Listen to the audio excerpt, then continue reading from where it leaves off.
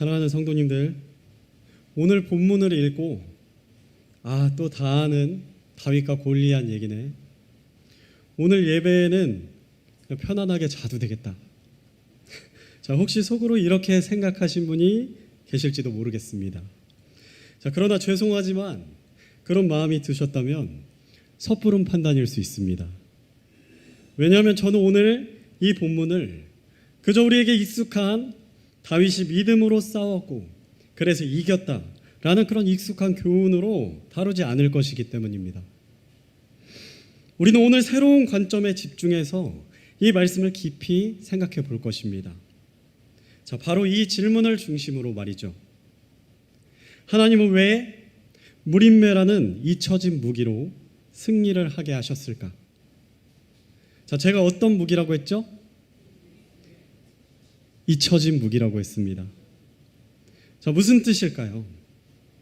자, 여러분, 혹시 성경을 읽다가 이런 거 궁금하지 않으셨나요?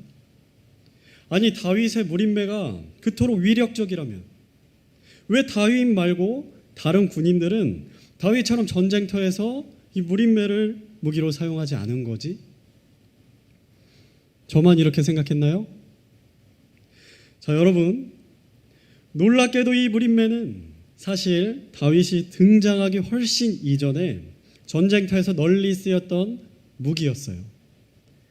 다윗이 처음 사용한 무기가 아니었습니다. 우리 사사기 20장 16절 말씀 함께 읽겠습니다. 시작. 이 온 백성 가운데는 선정된 왼손잡이 700명이 있었는데 그들은 각각 무림매로 돌을 던져 머리털만큼도 빗나가지 아니하게 하는 자들이더라. 아멘. 다윗이 태어나기 무려 300에서 400년 전 사사기 20장에 나오는 베냐민 지파의 그 무림매 부대는 왼손잡이 700명으로 구성된 부대였습니다. 머리카락, 실오라기만큼도 빗나가지 않을 만큼 아주 정교한 무림매를 던지는 정예병들이었습니다. 자, 하지만 시간이 흘렀습니다. 그동안 무기는 진화했어요. 철갑옷, 철방패, 철칼이 전쟁의 표준이 되었고 무림매는 그야말로 시대에 뒤처진 무기, 비효율적인 무기로 여겨지며 역사의 뒤로 사라져버렸습니다. 사람들의 기억에서 완전히 잊혀진 것이죠. 그 누구도 전쟁터에서 무림매를 다시 꺼내서 사용할 생각을 하지 않았습니다. 자, 총이 나왔는데 누가 칼로 계속 싸우려고 하겠어요? 여러분, 그런 것입니다. 자, 그런데 하나님은 바로 그 무림매를 다윗의 손에 다시 들리게 하셨습니다. 그리고 그 돌 하나로 최첨단 무기인 철 갑옷으로 무장한 최강의 장수 골리앗을 무너뜨리셨죠. 자, 오늘 이 설교는 바로 그 잊혀진 무기에 대한 이야기입니다. 그리고 동시에 오늘날 우리가 잊고 살아가는 우리의 영적 무기들에 대한 이야기입니다. 우리 첫 번째 함께 같이 읽겠습니다. 자, 시작.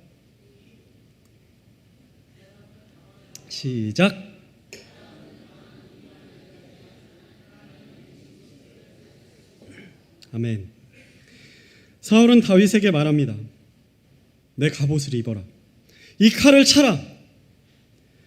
사울이 다윗에게 갑옷과 칼을 권한 이유는 그게 전쟁에서 승리하는 방식이라고 사울이 믿고 있었기 때문이죠.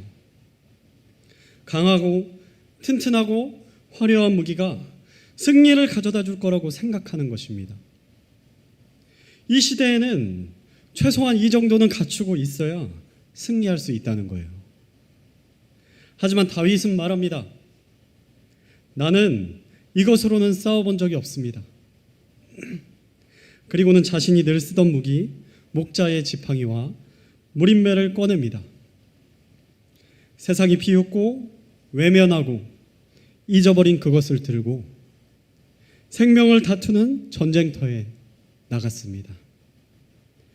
그 전쟁터에 있는 모두가 생각했을 거예요. 저 꼬마 지금 뭐 하는 거지? 총알이 날아다니는 전쟁터에 칼을 들고 나왔네. 최신 무기들 앞에서 이 무림매는 마치 어린아이의 장난감처럼 보이고 전쟁터에 전혀 어울리지 않는 그런 무기처럼 보였을 것입니다. 그 누구도 소년이 용기 있다고 생각하지 않았을 거예요. 무모하다고 생각했을 것입니다. 이스라엘이 전쟁을 포기했다고 생각했을 거예요. 그러나 하나님은 그것을 주목하고 계셨습니다. 약할 때 강함 대신에, 여러분, 하나님은 이렇게 일하기를 즐겨하시는 하나님이세요. 자, 왜요? 우리의 능력이 아니라 하나님의 영광이 드러나시기를 원하시기 때문입니다. 우리 성경의 아주 많은 부분에 그 원리가 잘 나타납니다. 300명의 용사로 18만 5천 명의 미디안군을 상대해야만 했던 기드온, 나팔과 항아리만 들고 철옹성 여리고성 앞에 섰던 이스라엘, 칼 한 자루 들지 않고 찬양만으로 강력한 암몬 연합군 앞에 선 여호사밧, 그리고 그 무엇보다 우리 예수님의 십자가가 그렇습니다. 예수님은 가장 약한 죽음을 통해서 가장 위대한 승리를 거두셨습니다. 하나님의 이 성경 안에서 반복해서 약한 것, 사람들이 잊은 것을 붙들어서 위대한 승리를 이루시는 것을 보여주십니다. 자, 왜 그렇게 하시나요? 우리 자신이 아니라 바로 하나님께서 영광 받으시기를 원하신다는 것을 분명히 기억하라는 것입니다. 우리 두 번째 함께 읽겠습니다. 자, 시작. 아멘. 블레셋에서 가장 강한 장수였던 우리 거인 골리앗은 다윗을 보면서 조롱합니다. 아니, 지금 막대기나 들고 있다니, 지금 나를 개로 여기느냐, 지금이 어떤 시대인데 그딴 막대기나 무림매 같은 것을 들고 감히 전쟁터에 나왔느냐, 내가 입은 갑옷이 안 보이는 거냐, 이렇게 말한 것입니다. 나는 그런 돌 따위 얼마든지 튕겨낼 수 있는 강력한 철갑옷을 입고 있다. 골리앗 눈에 다윗은 너무나 가소로워 보였을 거예요. 힘도 없는 작은 소년에 불과한 주제에 양치기 소년이나 쓰는 그런 무림매 따위를 들고 최고의 장수 앞에 선 것입니다. 골리앗은 화가 났습니다. 감히 나를 조롱하는구나. 조롱의 대가로 찢어 죽이겠다. 여러분, 골리앗의 이 말은 지극히 맞는 말이었습니다. 철갑옷은 얼마든지 무림매 따위 쉽게 튕겨낼 수 있었기 때문이에요. 여러분, 오늘날 우리가 의지하는 여러분의 철갑옷은 무엇입니까? 세상 사람들은 말합니다. 어려서부터 치열한 경쟁에서 살아남아야 돼. 시대가 요구하는 것들을 부족함 없이 다 갖춰야 돼. 뒤처지면 못 따라가. 그래서 어려서부터 죽을 때까지 세상이 말하는 강력함, 스펙을 갖추려고 노력합니다. 최근 이슈가 되고 있는 아이들의 영어 유치원, 7세고시, 다 그런 배경들에서 나온 것이죠. 자, 요즘 시대에서 살아남고 이기려면 이 정도 최신 무기 정도는 갖추고 있어야 된다는 것입니다. 사랑하는 여러분, 다윗이 골리앗을 쓰러뜨릴 수 있는 확률은 지극히 낮았어요. 그 누구도 다윗이 이길 거라고 생각하지 않았습니다. 다윗이 골리앗을 쓰러뜨릴 수 있는 유일한 방법은요, 투구 사이로 드러난 아주 작은 타겟, 이마, 오직 그 부분을 정확하게 맞춰야만 다윗은 승리할 수 있었습니다. 다른 부분을 맞춰서는 철갑옷에 그냥 튕겨져 나가는 거예요.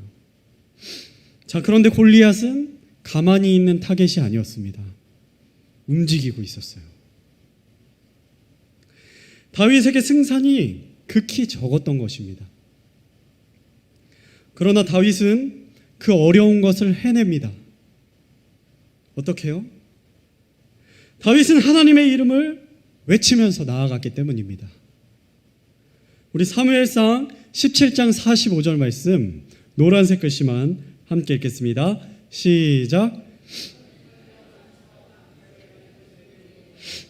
나는 내가 도전한 이스라엘 군대의 하나님 곧 만군의 주의 이름으로 내게 가노라. 아멘. 아무것도 아닌 것처럼 보이는 이 하찮은 무기가 믿음의 사람의 그 손에 들려졌을 때 놀라운 일이 일어납니다. 객관적인 전력, 객관적인 스펙, 확률을 초월하는 막강한 전투력이 나온 것입니다. 다윗은 사사기 시대의 병사들이 그러했듯이 무림매를 극한까지 단련시켰습니다. 사자, 공 같은 맹수를 이길 수 있을 정도로 아주 고도로 이 기술을 단련한 것이죠. 학자들은 다윗이 스나이퍼 수준의 정교한 무림매 실력을 갖추고 있었다고 말하고 있어요. 백발백중 10번 던지면 10번 다 맞출 수 있을 정도로 정확하게 맞출 수 있을 때까지 다윗은 치열하게 훈련한 것입니다. 자, 마치 시대에 뒤처진 것만 같은 그런 무기를 극한까지 단련하니 엄청난 경쟁력이 생겨난 것입니다. 우리 세 번째 함께 읽겠습니다. 세 번째 시작. 하나님은 잊힌 것으로 영광을 드러내신다. 아멘. 여러분 눈을 뜨십시오. 여러분이 눈을 감고 있으면 제가 말을 더듬습니다. 다윗의 돌은 골리앗의 이마를 꿰뚫었고 전세는 단숨에 역전되었습니다. 절대 이길 수 없을 것만 같았던 강력한 블레셋 군대가 순식간에 무너집니다. 세상은 무시했지만 하나님은 이 작은 돌 하나를 통해서 그분의 영광을 드러내셨습니다. 그리고 오늘 이 자리에서도 하나님은 똑같은 일을 하실 수가 있습니다. 여러분 그렇게 믿으십니까? 이런 믿음으로는 역사가 일어나지 않습니다. 그렇게 믿으십니까? 아멘. 여러분 그렇다면 우리는 질문해야 합니다. 우리는 무엇을 잊고 있습니까? 하나님께서 반드시 이루어 주실 것을 확신하는 그 믿음의 기도를 우리는 잃어버렸습니다. 성도님들, 우리는 왜 기도하지 않죠? 믿음을 잃었기 때문입니다. 믿음을 잃은 기도는 능력을 잃어버립니다. 우리 마가복음 11장 24절 말씀 함께 읽겠습니다. 시작. 그러므로 내가 너희에게 이르노니 너희가 기도할 때에 무엇을 원하든지 너희가 그것들을 받는 줄로 믿으라. 그리하면 너희가 그것들을 받으리라. 아멘. 여러분, 여러분의 기도에는 받는 줄로 확신하는 믿음, 하나님께 대한 그 신뢰가 있습니까? 또 우리는 하나님 앞에 어떤 것을, 어떤 능력을 잃어버렸습니까? 우리는 구원의 기쁨과 감격을 잊었습니다. 성도님들, 우리는 왜 복음을 전하지 않습니까? 영혼이 구원받을 때 얼마나 기쁨과 감격이 있는지 잊어버렸기 때문입니다.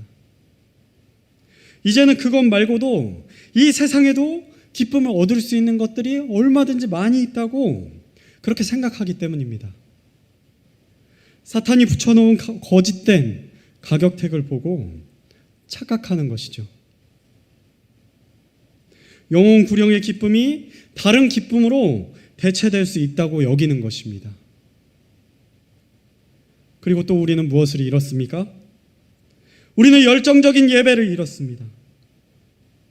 말씀에 대한 기대를 잃었어요. 여러분 혹시 여러분의 마음속에 내가 듣는 유튜브 유명 설교자들의 설교에 비하면 이런 설교 너무 약한데? 혹시 이런 생각이 있지 않으신가요? 그런 마음이 혹시라도 자리 잡고 있다면 당연히 지금 주어지는 이 설교는 귀에 들어오지 않을 것입니다. 여러분 지금 어떤 마음으로 이 자리에 앉아 계신가요? 이 말씀이 나에게 주시는 말씀이다라는 그 믿음과 기대를 가지고 오늘 이 자리에 앉아 계십니까? 여러분, 요즘 혹시 우리의 예배에 아멘이 아멘 소리가 사라지고 있다면 그 이유는 무엇일까요? 혹시 우리는 어쩌면 우리를 구원해 주신 하나님의 시선보다 옆에 앉아 있는 사람들의 시선을 더 의식하고 있는 것 아닐까요? 자, 만약 그렇다면 우리는 어쩌면 지금 우리 예배의 중심을 놓치고 있는 것일지도 모릅니다. 그리고 왜 그 하나님 앞에, 우리를 구원해 주신 우리의 왕 앞에 무릎 꿇고 기도하는 것을 우리는 주저하고 있나요? 성도님들, 믿음의 초창기에는 어땠습니까? 작은 감동에도 반응하고 목사님이 예배 후에 초청하고 앞자리에 나와서 기도하라고 하면 앞자리에 우르르 나와서 무릎 꿇고 기도하지 않았었나요? 그런데 왜 우리는 그 모습을 잃어버렸습니까? 그분이 우리의 주인이시고 우리의 왕이 맞으시다면 무엇이 우리를 우리의 주인이시고 우리의 왕이신 그분 앞에 무릎 꿇는 것을 주저하게 만들고 있는 걸까요? 우리는 또 무엇을 잃었습니까? 우리는 왜 간증을 잃어버렸습니까? 사랑하는 성도님들, 기억나십니까? 과거에는 성도님들이 자발적으로 강대상에 올라와서 서로 간증을 신청했어요. 서로 간증을 하려고 간증자가 넘쳐났습니다. 그런데 지금은 그 누구도 간증을 하려고 하지 않아요. 누군가가 간증을 가지고 강대상 위에 올라오면 예배 시간이 조금만 길어진다고 생각해도 귀를 닫고 지루해하고 하품하면서 금방 마음이 떠나버리기 때문이죠. 우리는 어쩌면 진심으로 들어줄 귀, 들어줄 마음을 잃어버린 걸지도 모릅니다. 자, 물론 간증을 할 때도 지혜가 있어야 됩니다. 간증을 설교만큼 길게 한다면 당연히 들어주기가 어렵죠. 설교만큼 긴 간증을 지금까지 들었는데 설교 또 들어야 되잖아요. 자, 당연히 지칩니다. 그런 간증은 지체에 대한 배려가 없는 간증입니다. 자, 하지만 3분에서 5분 정도의 짧은 간증은 지체들이 경험한 하나님에 대해서 들으면서 하나님의 세미하신 그 상 가운데 인도하심을 우리가 함께 경험하면서 모두의 마음을 예배 시간에 살아서 역사하시는 우리 하나님에게 집중할 수 있는 그런 도구가 되는 것입니다. 사랑하는 성도님들, 이렇게 보이지 않지만 우리는 우리 눈에 보이지 않는 무언가를 잃어버렸습니다. 과거에 우리가 가지고 있던 강력한 무기들, 이제는 중요하게 여기지 않고 있습니다. 하지만 여러분, 그 돌 하나가 하나님의 손에 의해 들려질 때 골리앗은 무너집니다. 내가 오늘 잊은 무기는 무엇이냐? 내가 쓰려고 했던 그것이 지금은 어디에 있느냐? 하나님이 물으십니다. 말씀의 결론입니다. 사랑하는 여러분, 하나님은 무림매를 통해서 전쟁에서 승리하셨습니다.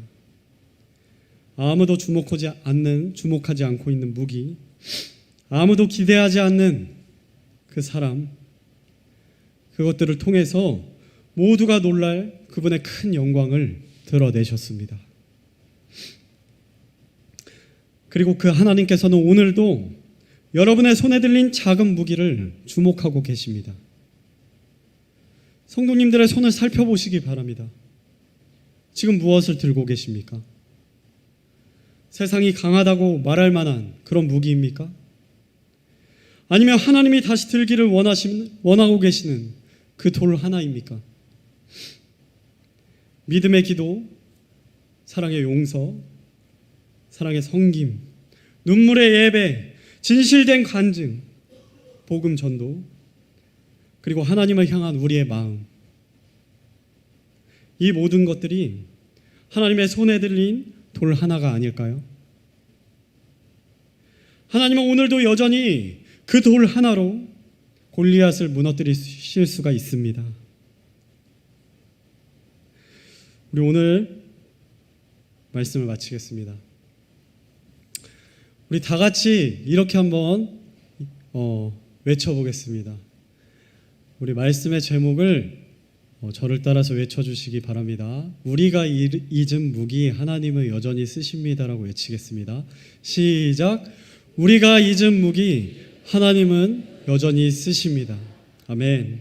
자, 우리 말씀을 마치고 오늘 말씀을 기억하시면서 약할 때 강함 대신에 우리 함께 자리에 서신 채로 찬송하겠습니다.